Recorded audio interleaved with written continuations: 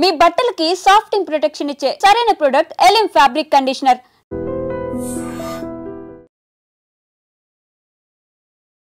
అందరికీ నమస్కారం. మన Vizag city cyber crime police station సిబ్బంది రెడ్డి అన్న బెట్టింగ్ ర్యాకెట్ మీద యాక్షన్ తీసుకొని బెంగళూరులో పనిచేస్తున్న ఒక కాల్ సెంటర్ మీద దాడి చేసి 13 మందిని అరెస్ట్ చేసి ఈ బెట్టింగ్ ర్యాకెట్తో క్యాసినో ప్లాట్ఫామ్స్తో సంబంధం ఉంది, రెడ్డి అన్న యాప్ క్యాసినో ప్లాట్ఫామ్తో సంబంధం పెట్టుకోవడం, ఇన్ని అన్నీ మనం ఐడెంటిఫై చేసాము. సో ఇది ఒక పెద్ద achievement on behalf of Vizag city cyber crime police station. So నేను ఇన్స్పెక్టర్ సైబర్ క్రైమ్ ఇద్దరికి అండ్ మొత్తం సైబర్ క్రైమ్ పోలీస్ సిబ్బంది అండ్ మన DCP 1 అజిత మేడం అందరికీ మనస్ఫూర్తిగా అభినందనలు తెలియజేస్తున్నాం. డీటెయిల్స్కి వెళ్తే మన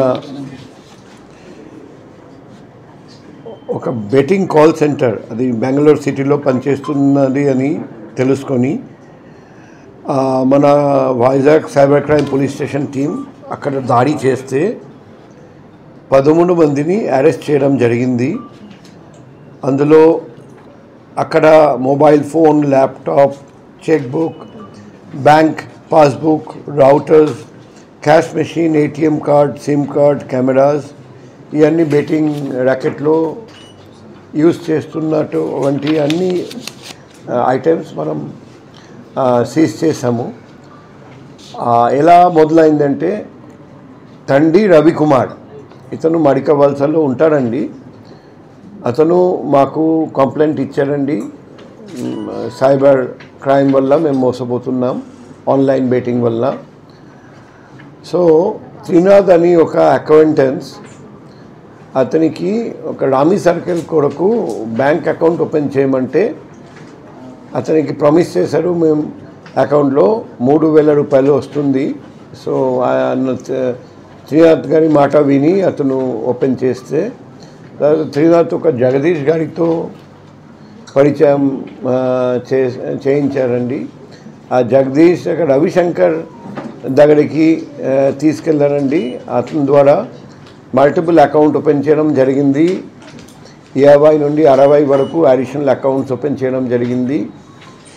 సో జగదీష్ ఒక కెనరా బ్యాంక్ అకౌంట్ ఓపెన్ చేశాడండి B గణపతిపేటలో. తర్వాత అందులో 14 లక్షల సస్పిషియస్ ట్రాన్సాక్షన్స్ జరిగాయి గణపతి అకౌంట్లో. తర్వాత ఎంక్వైరీ చేస్తే తెలిసింది జగదీష్ గారిని మహారాజా బెట్టింగ్ కేసులో ఛత్తీస్గఢ్లో ఆల్రెడీ మహారాజా బెట్టింగ్ కేసులో అరెస్ట్ చేయడం జరిగింది. అప్పుడు రవిశంకర్ గారికి తెలిసింది ఇది ఒక స్కామ్ అన్నమాట. అతను ఇమీడియట్గా సైబర్ క్రైమ్ పోలీస్ స్టేషన్లో కంప్లైంట్ రిజిస్టర్ చేస్తే మనం కేసు రిజిస్టర్ చేసి దర్యాప్తు మొదలుపెట్టాము. సో ఆ కంప్లైంట్ నుండి మనకు సస్పెక్ట్ మొబైల్ నెంబర్ వచ్చింది. మనం టెక్స్టైల్ అథారిటీస్ ద్వారా వెరిఫై చేస్తే మనకు క్రూషియల్ డేటా వచ్చింది. CDR అనాలిసిస్ చేసాము. తర్వాత 3 లింక్ బ్యాంక్ అకౌంట్స్ దొరికాయి. ఒకటి కెనరా బ్యాంక్, ఒకటి కోటక్ మహీంద్ర బ్యాంక్, ఒకటి బ్యాంక్ ఆఫ్ బరోడా. జగదీష్ గారిని ట్రేస్ చేసాము కాసింకోట అనకాపల్లి, అక్కడ నుండి అతన్ని అరెస్ట్ చేసాము.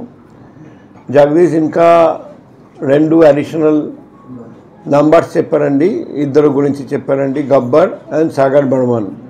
వాళ్ళు ఈ కేసులో అక్యూజ్ నెంబర్ 1 and 2. అప్పుడు మనం వాట్సాప్కి లెటర్ అడ్రస్ చేసాము. IP లాగ్స్ మనం పరిశీలించాము. చూస్తే last login geo location Bengaluru సిటీలో దొరికింది. అప్పుడు మేము బెంగళూరు పోయి రేట్ చేస్తే ఈ అంతా దొరికింది, మీ ముందుగా పెట్టాము. ఇప్పుడు ఏమేం tools and digital forensic use చేసామో చూస్తే ఒకటి సిఐఆర్ పోర్టల్, రెండోది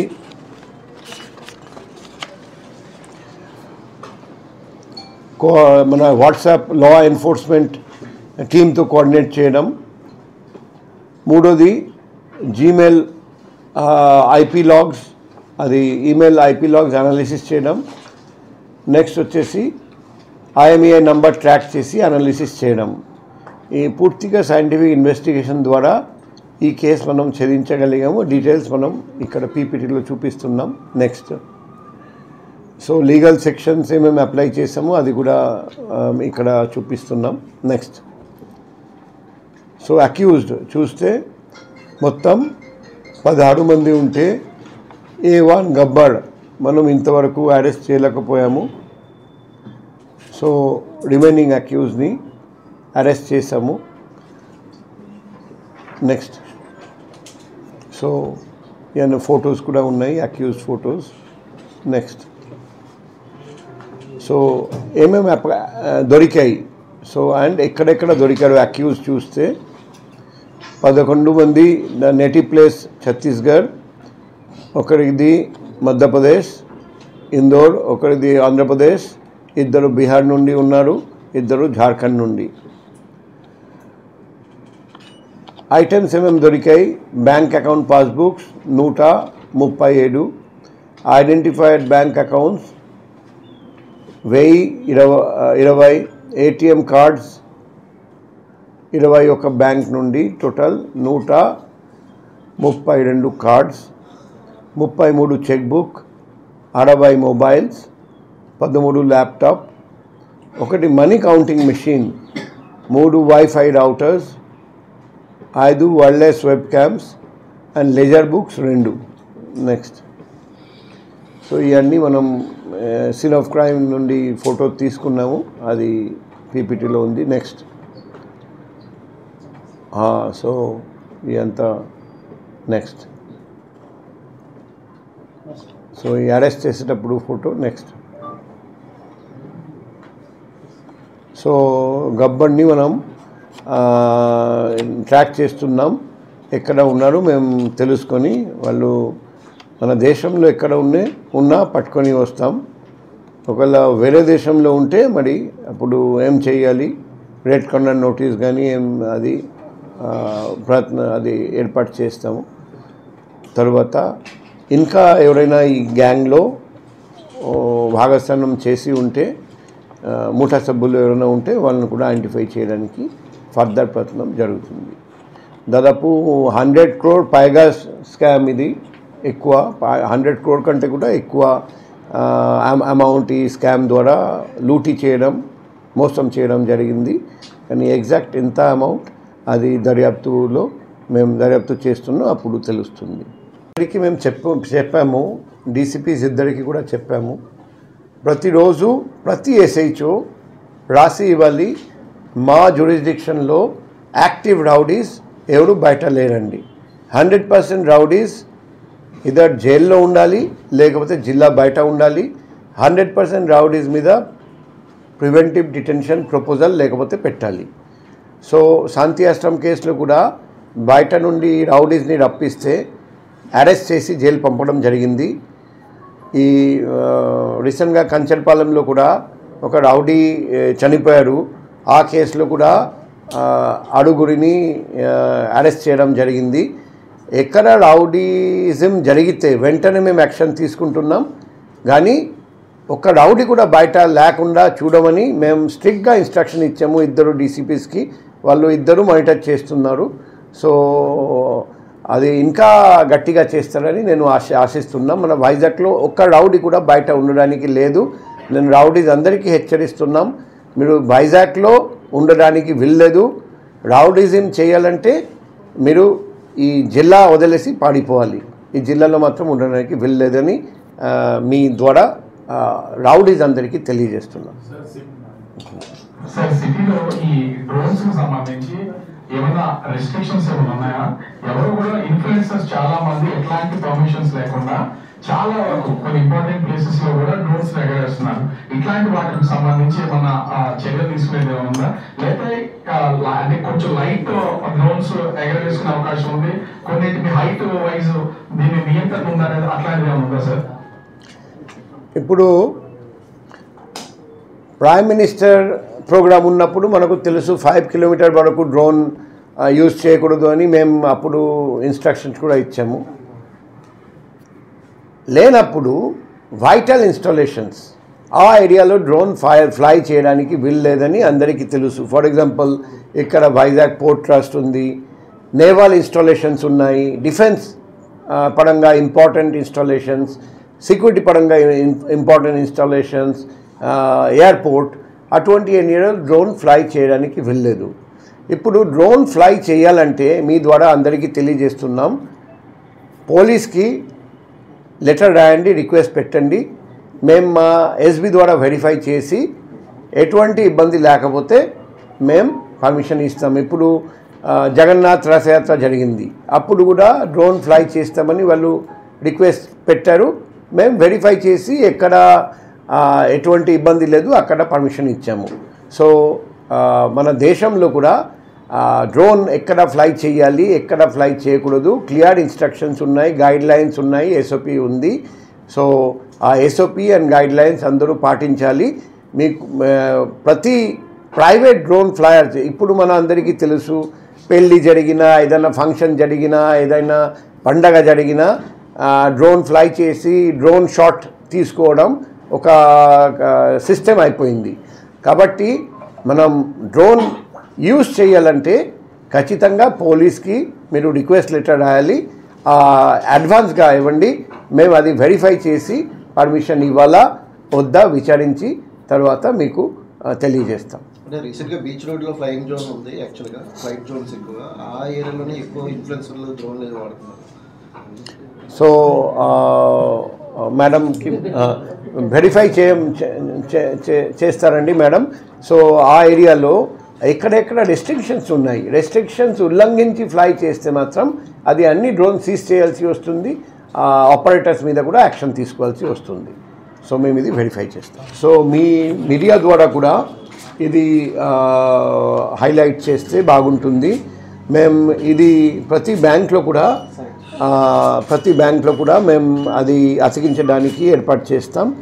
సో దట్ సైబర్ నేరాలు అరికట్టాలంటే అవగాహన కల్పించడం చాలా అవసరం. ప్రతి వ్యక్తికి అవగాహన ఉండాలి. మేము ఆల్రెడీ నవ సమాజ నిర్మాణం ఆ ప్రోగ్రాం పెట్టి స్కూల్, కాలేజ్, యూనివర్సిటీకి వెళ్తున్నాం. సో ఇది ముఖ్యంగా డిజిటల్ అరెస్ట్ మీద ఫోకస్ చేస్తున్నాం. ఎందుకంటే డిజిటల్ అరెస్ట్ వల్ల చాలామంది మోసపోతున్నారు, లక్ష కోట్ల రూపాయలు నష్టపోతున్నారు.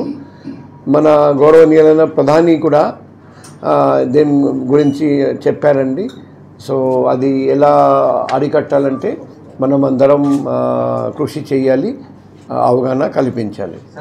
తర్వాత అతను కూడా కొన్ని పేర్లు చెప్పారండి. ఆ కేసులో ఫర్దర్ అరెస్ట్ జరగలేదు, ఒకటే జరిగింది, ఎవిడెన్స్ ఇవ్వలేదు, పేర్లు చెప్పారండి. సో తర్వాత వేరే జిల్లాలో అరెస్ట్ చేశారో లేదో తెలియదు. హైదరాబాద్లో చాలామందికి నోటీస్ సర్వ్ చేశారని, కానీ ఒకటి అక్కడ అరెస్ట్ ఎవరిని చేయలేదు. మేము వైజాగ్లో మాత్రమే అరెస్ట్ చేసాము, వేరే ఎక్కడ అరెస్ట్ చేశారని మా నాలెడ్జ్కి రాలేదు. సార్ పర్టికులర్ ఈ కేసుకు సంబంధించి అంటే బ్యాంక్ ట్రాన్సాక్షన్స్ అనేది మానిటరింగ్ ఖచ్చితంగా ఉంటుంది. సో ఈ మల్టిపుల్ ట్రాన్సాక్షన్స్ జరుగుతున్నప్పుడు బ్యాంక్ మేనేజర్ కానీ స్టాఫ్ కానీ ఎట్లాంటి అనుమానాలు రాలేదా? మీరేమన్నా వాళ్ళకి ఈ దర్యాప్తులో వాళ్ళకి ఏమైనా తెలియజేయడం జరిగిందా సార్? ఇప్పుడు దర్యాప్తు భాగంగా బ్యాంక్ ఆఫీసర్స్ని కూడా ఇంట్రోగేట్ చేయడం జరుగుతుంది. రీసెంట్గా ఒక కేసు మనం చూసాము, అక్కడ 85 లక్షలు మోసపోయారండి. అక్కడ ఆ పర్టికులర్ బ్యాంక్ 2 ఎంప్లాయీస్ ఇన్వాల్వ్మెంట్ ఉందని గుర్తించి మేము ఆ ఎంప్లాయీ ఒకరిని అరెస్ట్ చేయడం, ఢిల్లీలో ఇంకొక ఎంప్లాయీకి అది రోడ్ యాక్సిడెంట్లో అది బెడ్ రిడన్ పరిస్థితి ఉంది కాబట్టి 41 ACRPC నోటీస్ ఇవ్వడం జరిగింది. కాబట్టి చాలా కేసులో ఇటువంటి బ్యాంక్ ఎంప్లాయీ ఇన్వాల్వ్మెంట్ కూడా ఉంటుందని మేము ప్రతి కేసులో అది చూస్తున్నాం. ఎక్కడైనా ఇన్వాల్వ్మెంట్ ఉంటే ఖచ్చితంగా అరెస్ట్ చేయడం కూడా జరుగుతుంది. సార్ నాని అరెస్ట్ తర్వాత బ్యాంకింగ్ యాప్స్ ప్రమోట్ చేస్తున్న వారిపై చాలా అగ్రెసివ్ గా పోలీసులు ఉన్నారు అనే ఒక మెసేజ్ వెళ్ళింది సార్. ఇప్పుడు పబ్లిక్ కూడా అవేర్నెస్ అంటే మీరు ఏం చెప్తారు సార్? బ్యాంకర్స్ కూడా ఎప్పటికప్పుడు అవేర్నెస్ ఇస్తున్నాము అంటున్నారు, అయినా కూడా ట్రాన్సాక్షన్స్ పైన మానిటరింగ్ సిస్టమ్ లో ఒక ల్యాబ్ మనకు కనపడుతుంది. పబ్లిక్ కి మీరు ఏం చెప్పాలి అనుకుంటారు సార్? ఇప్పుడు నేను ఇంతకుముందు కూడా ఒక రిక్వెస్ట్ చేశాము. ఎటువంటి రిక్వెస్ట్ అంటే, అనుకోండి ఒక అకౌంట్, ఆ అకౌంట్ మామూలుగా లావాదేవీలు చూస్తే నెలకు 1000, 2000, 10,000 దాకా ట్రాన్సాక్షన్స్ ఉంటాయి. సడన్గా ఆ పర్టికులర్ బ్యాంక్ అకౌంట్లో 10 లక్షలు, 20 లక్షలు, 1 కోటి సడన్గా ఒక డే 2 రోజుల్లో వచ్చేస్తే మనం బ్యాంక్ ట్రాన్సాక్షన్ అలౌ చేయకూడదు. అక్కడ ఆ ట్రాన్సాక్షన్ ఆపి అది జెన్యునా కాదా, సైబర్ నేరాలతో సంబంధం ఉందా లేదా వెరిఫై చేయాలి అని మేము ఒక ప్రపోజల్ పెట్టాము. అది ప్రతి ఫోరంలో రిక్వెస్ట్ చేస్తున్నాం, ఎందుకంటే ఇది చాలా అవసరం. నేను జీవితంలో ఒక 10,000 కంటే ఎక్కువ ట్రాన్సాక్షన్ చేయలేదు. సడన్గా మా అకౌంట్ నుండి వేరే అకౌంట్కి ఒక 10 లక్షలు పోతే వెంటనే అనుమానం రావాలి. ఇది బ్యాంక్ అథారిటీస్ ఇది గుర్తు చేసి ఇది గమనించి ఇటువంటి సస్పిషియస్ ట్రాన్సాక్షన్ అయితే కనీసం ఒక 24 అవర్స్ 48 అవర్స్ ఒక పీరియడ్ పెట్టి ఆ పీరియడ్లో మేము ఇది వెరిఫై చేస్తాం. జెన్యున్ అయితేనే ట్రాన్స్ఫర్ చేయడానికి పర్మిషన్ ఇస్తాం. అలా చేస్తే ఈ సైబర్ నేరగాళ్లకు, మోసగాళ్లకు ఈ డబ్బు పోదు, అక్కడ ఆగిపోతుంది. సో ఇటువంటి ప్రికాషన్ తీసుకోవడం బ్యాంక్ తరఫున ఎంతైనా అవసరం. మేము ప్రతి ఫోరంలో రిక్వెస్ట్ చేస్తున్నాం, మీ ద్వారా కూడా రిక్వెస్ట్ చేస్తున్నాం. ఇటువంటి రికమెండేషన్స్ మనం ఫాలో చేయగలిగితే, నేను డిజిటల్ అరెస్ట్ నన్ను చేయడం జరిగింది, ఆ ప్రెషర్ తట్టుకోలేక నేను 50 లక్షలు పంపించాము, కానీ బ్యాంక్ వాళ్ళే ఆపేశారు. ఎందుకంటే బ్యాంక్కి అనుమానం వచ్చింది. 2 days లోపల వాళ్ళు టైం తీసుకున్నారు. ఆ లోపల వాళ్ళు తెలుసుకున్నారు ఈ amount digital fraud, arrest fraud వల్ల ఇతను బలవంతం చేసి ఇతని మీద ప్రెషర్ పెట్టి ట్రాన్సాక్షన్ చేయమని చెప్పడం జరిగింది. మళ్ళీ ఆ అమౌంట్ పోకుండా చేశారు. అలా చేస్తే మాత్రం చాలా వరకు మనం ఈ ఫ్రాడ్ తగ్గించగలుగుతామని అది నా అభిప్రాయం. అది ఇది మన దేశం అంతటా ఇలా చేస్తే ఖచ్చితంగా చాలామంది మోసపోకుండా ఉంటారని నేను భావిస్తున్నాను. యాక్చువల్గా ఇప్పుడు బ్యాంక్స్ సంబంధించి బ్యాంక్ అకౌంట్లని వీళ్ళు సైబర్ మోసగాళ్ళు తీసుకుంటున్నారు. సో మీ దర్యాప్తులో అసలు వీళ్ళకి బ్యాంక్ అకౌంట్స్ హోల్డర్స్ ఎలా ఐడెంటిఫై చేస్తున్నారు, వాళ్ళ దగ్గర నుంచి ఏ విధంగా తీసుకుంటున్నారు అనేది అసలు ఒక క్లారిటీ ఉందా? దాని వివరణ ఏమైనా చెప్పగలరా సార్? ఎందుకంటే ఎవరెవరు బ్యాంక్ అకౌంట్స్ ఇస్తారు, మనం వీళ్ళ దగ్గరికి తీసుకోవచ్చు, వాళ్ళకి అవసరాలు ఉన్నాయనేది ఎలా తెలుస్తుంది, వాళ్ళు ఎలా ఐడెంటిఫై చేస్తున్నారు? ఇప్పుడు మన అందరికీ తెలుసు, సైబర్ క్రైమ్లో మోసపోయిన వ్యక్తి అకౌంట్ నుండి మోసగాళ్ళు ఎవరు వాళ్ళ అకౌంట్కి డైరెక్ట్గా డబ్బు పోదు, మల్టిపుల్ అకౌంట్స్ ద్వారా పోతుంది. ఆ మధ్యవర్తి అకౌంట్స్, అన్ని అకౌంట్స్కి మనం మ్యూల్ అకౌంట్గా చెప్తాము, అది పేరు ఇచ్చాము. ఇంతవరకు మన జిల్లాలో సైబర్ క్రైమ్ పోలీస్ స్టేషన్ ద్వారా దాదాపు 20,000 అకౌంట్స్ ఇలా ఉన్నాయని గుర్తించడం జరిగింది. అందులో దాదాపు 500 మందిని మ్యూల్ అకౌంట్ ఇచ్చారని నాలెడ్జ్ ఉంది, ఇంటెన్షన్ ఉంది, కమిషన్ తీసుకున్నారు. 500 మందిని ఇంతవరకు మేము అరెస్ట్ చేశాము. ఎందుకంటే మేము కూడా గుర్తించాము, ఈ mule account holders mule account రెంట్కి ఇవ్వకపోతే చాలా వరకు ఈ సైబర్ క్రైమ్స్ తగ్గిపోతాయి. సో మేము వేరే రాష్ట్రానికి వెళ్ళి ఇటువంటి మ్యూల్ అకౌంట్ హోల్డర్స్ని కూడా పట్టుకొస్తున్నాం, అరెస్ట్ చేసి రిమాండ్ పంపిస్తున్నాం. సో ఒకవైపు కింగ్ పిన్స్ని గుర్తించి అరెస్ట్ చేయడం, మరోవైపు మ్యూల్ అకౌంట్ హోల్డర్స్ని గుర్తించి అరెస్ట్ చేయడం, రెండు మేము చేస్తున్నాం. ఇప్పుడు మా ముఖ్యమైన ఎజెండా వచ్చేసి సైబర్ క్రైమ్ ఒకవైపు అరికట్టడం, మరోవైపు జరిగిన సైబర్ క్రైమ్లో మోసపోయిన వాళ్లకు సాధ్యంత వరకు డబ్బు రిటర్న్ చేయడం. సో ఆల్రెడీ మేము లాస్ట్ 1 yearలో దాదాపు 9 లక్షలు ఎంత రిటర్న్ చేసాము, 9 కోట్లు, దాదాపు 9 కోట్లు మేము బాధితులకు రిటర్న్ చేశాము. ఇంకా చాలా అమౌంట్ రిటర్న్ చేయడానికి ప్రయత్నంలో ఉన్నాము. డైలీ లక్షలు అమౌంట్ మేము రిటర్న్ చేస్తున్నాం. మా ఇద్దరు క్రైమ్ ఇన్స్పెక్టర్స్ చాలా కృషి చేస్తున్నారండి. వాళ్ళ ఆధారంలో సైబర్ క్రైమ్ సిబ్బంది కూడా చాలా కష్టపడుతున్నారండి. మేము Vizag city cyber crime police చేస్తున్న పనులు మన దేశంలో చాలా చోట్ల అప్రిషియేషన్ వస్తుంది. వాళ్ళు చేసిన పని చూసి చాలామంది అప్రిషియేట్ చేస్తున్నారండి. ఇలాగే ఫ్యూచర్లో కూడా ఇలాగే వాళ్ళు పనిచేస్తారని నేను ఆశిస్తున్నాను. Thank you. నిజంగా ప్రస్తుతం ఉన్నటువంటి సమాజం దేనికి ప్రయారిటీ ఇస్తుంది? ఆర్థిక సంబంధాల చుట్టూ మాత్రమే తిరుగుతుంది.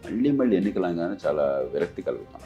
మంచి అనిపిస్తుంది కదా, లేడీస్ కూడా ఛాలెంజింగ్ జాబ్స్ చేసినప్పుడు చాలా బాగుంటది. ట్రాఫిక్ అసిస్టెంట్స్ గా నియమించిన ట్రాన్స్జెండర్స్ అందరితో సాల్యూట్ చేయించుకుంటున్నారు. ఫుడ్ డెలివరీ ఇవ్వటానికి వెళ్ళినటువంటి డెలివరీ బాయ్ అనిల్ పై కళ్ళ ముందు